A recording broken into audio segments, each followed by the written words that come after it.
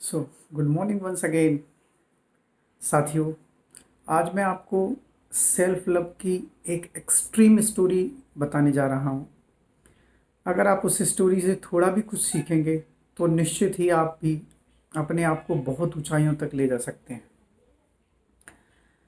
ये स्टोरी है एक पर्सन जिनका नाम था नेटन सेरेंस्की।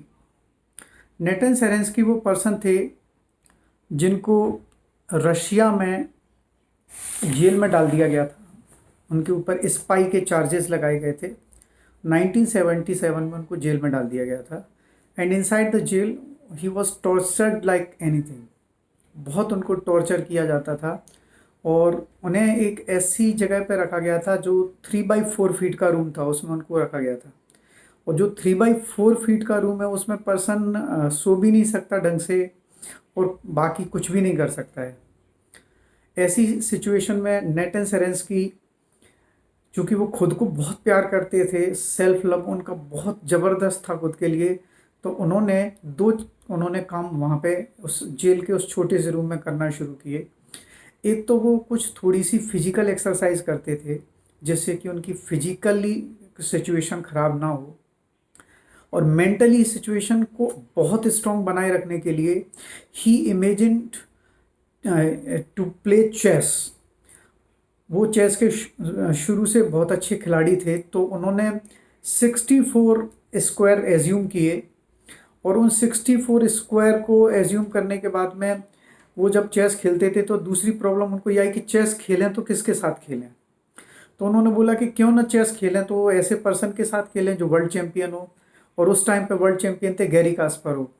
तो उन्होंने गैरी कास्पारोव के साथ में मेंटली चेस खेलना शुरू किया और वो मेंटली चेस खेलते खेलते खेलते खेलते उस स्टेज पे पहुंच गए जहां वो मेंटली गैरी कास्पारोव को उन्होंने हराना शुरू कर दिया था। दिस इज़ रियली अमेजिंग कि वो अपने आप को मेंटली स्ट्रॉन्ग रखने के लिए किस हद तक इमेजिनेशन कर रहे थे। इसको बोल सकते हैं विजुअलाइजेशन भी बोल सकते हैं आप इसको, कि 64 स्क्वायर्स को एज्यूम करना।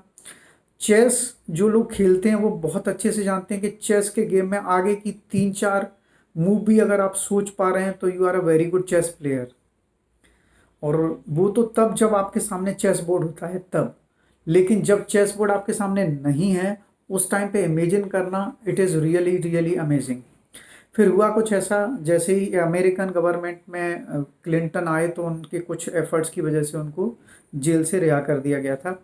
इसके बाद में उन्होंने इसराइल में थे। इसराइल में अभी रिसेंटली उनको 2018 में Israel prize of lifetime achievement and special contribution to society and state का अवार्ड मिला था। और वो वहाँ पे मिनिस्टर हैं अभी, minister of industry and trade. तो एक बार गैरी कास्पारोव ने इसराइल विजिट किया in the month of October in 1996। तो वहाँ पे वो करीब 25 लोगों के साथ एक साथ चेस खेल रहे थे गैरी कास्पारोव। तो उन 25 लोगों में से 3 लोगों ने उनको चेस में हरा दिया था गैरी कास्पारोव को। 5 लोगों ने उनके साथ ड्रॉ गेम खेला था और बाकी लोग गैरी कास्पारोव के साथ चेस के गेम में हार गए थे। तो जिसमें से पहला जो गेम जो हारे थे गैरी कास्पारोव, वो हारे थे नेटन सेरेंस्की से। और उन्होंने नेटन सेरेंस्की से, बाकी लोगों ने जब पूछा प्रेस रिपोर्टर्स ने कि सर आपने ये कैसे किया, आपने कैसे वर्ल्ड चैंपियन गैरी कास्पारोव को हरा दिया, आप तो कभी इंटरनेशनल लेवल पे या कहीं पे भी चेस कभी खेले ही नहीं हैं। तो उन्होंने बताया कि जब मैं जेल में था तब मैं डेली गैरी कास्पारोव को चेस में हराता था मेंटली, और जब मैं मेंटली गैरी कास्पारोव को जेल में हराना मैंने जब शुरू कर दिया था तो मैं मेंटली इतना स्ट्रांग हो चुका था, और वही चीज़ जो मैंने मेंटली स्ट्रांग विजुअलाइजेशन से अपने आप को प्रैक्टिस करके बना लिया था मेंटली में, और जब मुझे एग्जीक्यूट करने का मौका मिला तो मैंने उसको जल्दी से एग्जीक्यूट कर दिया। आप सोच सकते हैं कि गैरी कास्पारोव एक ज़बरदस्त प्लेयर है। मुझे बहुत अच्छे से याद है एक बार विश्वनाथन आनंद के साथ गैरी कास्पारोव की एक सीरीज चल रही थी और वो मैच मैंने भी देखा था। मुझे अच्छे से याद है रात के 2:30 बजे वो मैच हो रहा था और I was just watching that match on television live. तो उस मैच के पहले तक हुआ ऐसा था कि कुछ 12 गेम या 13 गेम कुछ इनके ड्रॉ हो चुके थे, विश्वनाथन आनंद के और गैरी कास्पारोव के। ये कुछ 20 मैच की सीरीज थी और फिर कंटिन्यू इसके बाद में शायद 13th या 14th मैच में आनंद ने गैरी कास्पारोव को हरा दिया था। तब विश्वनाथन आनंद को बहुत ज़्यादा प्रेज मिली थी उस टाइम पे कि गैरी कास्पारोव को उन्होंने लीड ले ली थी उनसे, क्योंकि चेस में अगर एक मैच भी आप जीत जाते हैं तो आप लीड में आ जाते हैं। और उसके बाद में अगले मैच से ही जो गैरी कास्पारोव का मैंने जो गेम देखा था वो भाई it was very very tough. वो बहुत ही जो जिस रूम में वो खेलते थे उनका कुछ इस तरीके का सिस्टम होता है कि वो कांच के रूम के अंदर में खेलते हैं, ग्लास वॉल्स होती हैं उसमें। ऐसा इसलिए करते हैं कि बाहर के लोग चिल्लाएं ना। कई बार जो जो लोग चेस देखते हैं उनका बहुत मन करता है कि मूव बताने का, कि ये वाला मूव चल दो, वो वाला मूव चल दो। तो चूंकि ये बहुत ही ज़्यादा इंटरनेशनल लेवल की चीज़ थी तो उसमें वहाँ पे उनके पास एक टाइम वॉच भी होती है जिसको मूव करने के बाद में टाइम प्रेस करते हैं। तो मैंने उस मैच में देखा कि गैरी कास्पारोव आते थे, अपनी मूव चलते थे और मूव चल के उस रूम के बाहर चले जाते थे वो। और फिर विश्वनाथन आनंद सोचते रहते थे अपनी चाल, और विश्वनाथन अपनी मूव को चलने के बाद में जब क्लॉक को प्रेस करते थे उसके बाद में गैरी कास्पारोव एंटर होते थे और बड़े गौर से देखा उन्होंने क्या हो रहा है, और उसके बाद में फिर से एक मूव चला और फिर चले जाते थे। और उसके बाद हुआ कुछ ऐसा, उन्होंने बैक टू बैक आनंद को जो है 3-4 मैचों में हराया और ultimately Gary Kasparov was the winner of that tournament. तो मैं गैरी कास्पारोव के बारे में इसलिए भी आपको बता रहा था कि ये गैरी कास्पारोव एक one of the finest player of chess, और उसको जब नेटन सेरेंस्की ने हराया मेंटल प्रैक्टिस करके, वो भी जेल में जहाँ पे लोग टूट जाते हैं। अगर आप इमेजिन करके देखें कि किसी पर्सन को 3x4 फीट के रूम में जेल में डाल दिया जाए तो उसकी हालत क्या होगी। तो ना केवल उन्होंने अपनी फिजिकल फिटनेस को सही रखा बल्कि उन्होंने अपनी मेंटल फिटनेस को भी सही रखा। और ये सब कुछ हुआ क्योंकि वो खुद को बहुत प्यार करते थे और वो दुनिया को साबित ये करना चाहते थे कि मैं बहुत ज़्यादा मेंटली स्ट्रांग हूँ। साथियों, हमारे साथ कोई इतनी ज़्यादा टिपिकल सिचुएशंस तो क्रिएट नहीं हुई है, ठीक है ना। हम लोग तो कभी भी ऐसे 3x4 की जेल में 99.99% लोग तो कभी भी ऐसी सिचुएशन में नहीं आए होंगे, आई एम श्योर। और मैं जिन लोगों से बात कर रहा हूँ उनमें से तो एक भी नहीं आया होगा। पर मैं बताना केवल इतना चाह रहा हूँ कि मेंटली आप अपने आप को बहुत बहुत बहुत ज़्यादा स्ट्रेच कीजिए, बहुत ज़्यादा मेंटली स्ट्रेच कीजिए। और मेंटली स्ट्रेच करने के लिए आपको खुद के अंदर सेल्फ लव क्रिएट करना पड़ेगा। अंदर से सेल्फ लव क्रिएट करने का क्या मतलब है, बड़ा मज़ेदार बात है। एक छोटी सी स्टोरी मैं फिर से बताता हूँ आपको।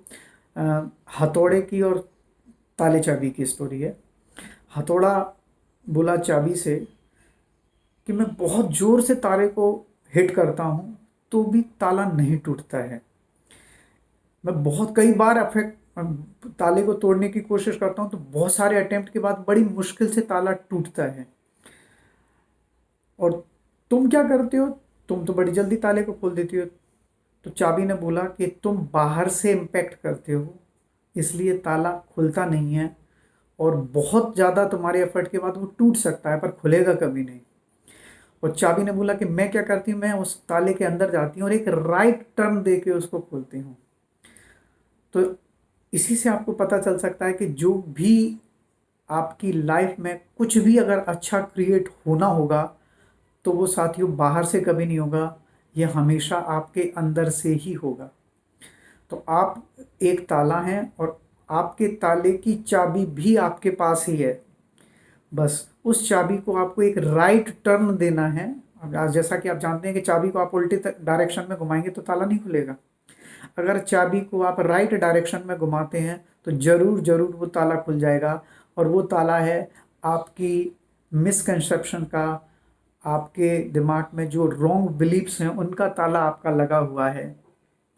आप जल्दी से जल्दी इन झूठी बिलीफ सिस्टम से बाहर निकलिए और अपने आप को प्यार करिए, अपने आप को मेंटली स्ट्रॉन्ग बनाइए बहुत ज़्यादा। अगर आप देखें तो मैक्सिमम लोग देखने में एक से ही होते हैं, देखने में एक से इन द सेंस के बॉडी वाइज 2 हाथ हैं, 2 पैर हैं, 2 आँख 2 कान हैं, 99% सिमिलर ही होते हैं। केवल जो डिफरेंस क्रिएट होता है वो केवल यहाँ से क्रिएट होता है कि ब्रेन कैसे काम करता है आपका। तो आपका ब्रेन अगर आप स्ट्रेच करेंगे तो पक्का आप नेटन सेरेंस्की से सीख सकते हैं, बिल्कुल सीख सकते हैं, किसी से भी सीखा जा सकता है। तो मैंने तो नेटन सेरेंस्की के बारे में जब पढ़ा तो मुझे बहुत बहुत बहुत ज़्यादा सेल्फ लव का मोटिवेशन मिला। और मैं बता भी चुका हूँ आपको कि मैं बहुत ज़्यादा जो है अपने आप को मेंटली स्ट्रेच करने की कोशिश करता हूँ। और इसमें मेंटली स्ट्रेच करने की कोशिश में मैं इसीलिए मैं आप लोगों को भी बोलता हूँ कि आप मेरे साथ जुड़े रहिए। और क्योंकि पक्की बात है कि जब जुड़ जाते हैं तो जो क्यूमुलेटिव एनर्जी होती है उसका रिजल्ट बहुत ज़्यादा होता है और बहुत जल्दी आता है। तो मैं चाहता हूँ कि आप भी जल्दी से जल्दी अपने मेंटल लेवल को स्ट्रेच करें, और आप भी जल्दी से जल्दी अपने जीवन में ढेर सारी खुशियाँ ला सकें। ठीक है ना। Money is the by product, money is the by product, I repeat you, money is the by product. अगर आप अपने ब्रेन को बहुत स्ट्रेच कर लेते हैं, अपने आप सेल्फ लव की इंटेंसिटी को बहुत ज़्यादा बढ़ा लेते हैं, तो पक्की बात है जब आप जो भी काम करेंगे उस काम में आपको कोई दिक्कत नहीं आएगी फिर। और आप अ, पैसा अपने आप आपके पास आ जाएगा। वैसे भी बहुत ज़्यादा पैसे की ज़रूरत भी नहीं होती है हमें। तो एक आमिर खान की मूवी का डायलॉग भी था कि अपनी काबिलियत को बढ़ाइए, ठीक है ना, तो अपने आप इंसान कामयाब इंसान बन जाएंगे। तो काबिलियत बढ़ाने के लिए आपको अपनी सोच बदलनी पड़ेगी। ठीक है ना। ऐसा बोलते हैं कि नज़रों को बदलो तो नज़ारे बदल जाएंगे, और सोच को बदलो तो सितारे बदल जाएंगे। और कश्तियाँ बदलने की ज़रूरत नहीं, दिशाओं को बदलो तो किनारे मिल जाएंगे। Thank you very much for watching this video. Stay with me, tune with me for more and more beautiful these self-love stories. And मैं चाहता हूँ कि आपके जीवन में भी आप बहुत ज़्यादा अपने आप को सेल्फ लव करके बहुत अच्छा काम करें, जैसे कि आप अपने देश के काम आ सकें, अपनी सोसाइटी के काम आ सकें, अपनी फैमिली के काम आ सकें। Thank you very much for watching this video. अगर आपको मेरी बात अच्छी लगे तो आप अपने उन सभी दोस्तों को, उन सभी रिश्तेदारों को, उन सभी जान पहचान वालों को इसको शेयर करें, और मेरे वीडियो को लाइक करें, जिससे मुझे भी मोटिवेशन मिलेगा। जब आप मुझे लाइक देते हैं तो मुझे बहुत मोटिवेशन मिलता है उससे। और मेरे चैनल को सब्सक्राइब करें। अच्छे से अच्छे वीडियो आपको देखने को मिलेंगे, सुनने को मिलेंगे, अच्छी से अच्छी जानकारी आपको मैं देने वाला हूँ। Thank you very much. Thank you.